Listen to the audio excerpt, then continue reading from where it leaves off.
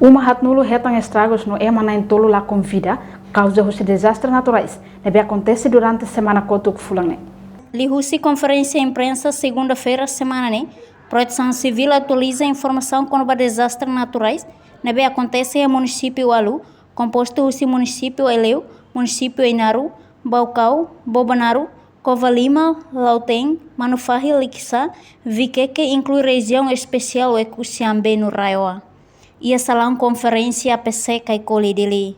Turmai declaração completa o CICEF Gabinete de Relação Externa Comunicação na APC Anacleto Caetano. Acontecimento desastre territorial Rantoma.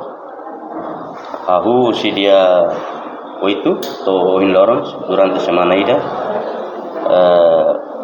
Durante a semana ini acontece desastre tipo animbuat,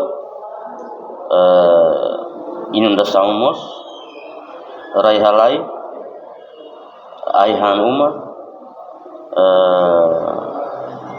dan tipo hat, tipo hat. Acontecimento ini acontece em município Alu, inclui Raiwa, Aileu, município Baucau, Bobanaru, Lauten, Manufahi, Liquiçá, Viqueque no Raiwa. Total dados o tipo desastre hat o não teme o município Alu inclui Raiwa né. Total família nebe afetada, uma nebe afetada, hamuto 40. Ema itene malu la kombida em nentolu pas semana itu.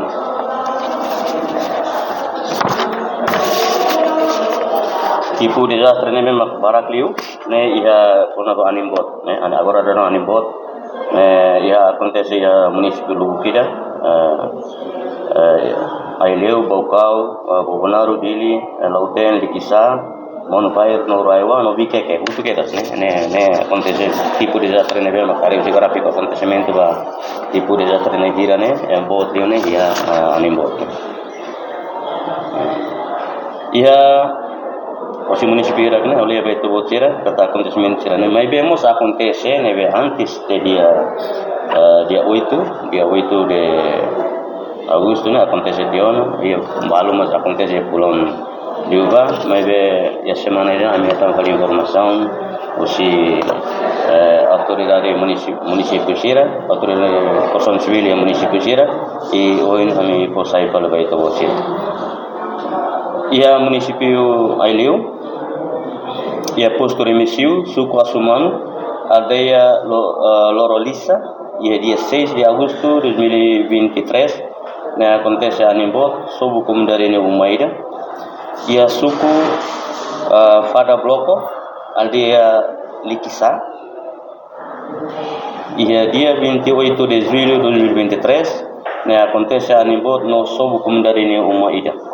Ia posto Laulara, ia suku Kotalau, aldeia Ornai, ni dia 5 de agosto 2023, acontece anin sob komunidade Umaida. Ia posto itu bakal município Ainaru.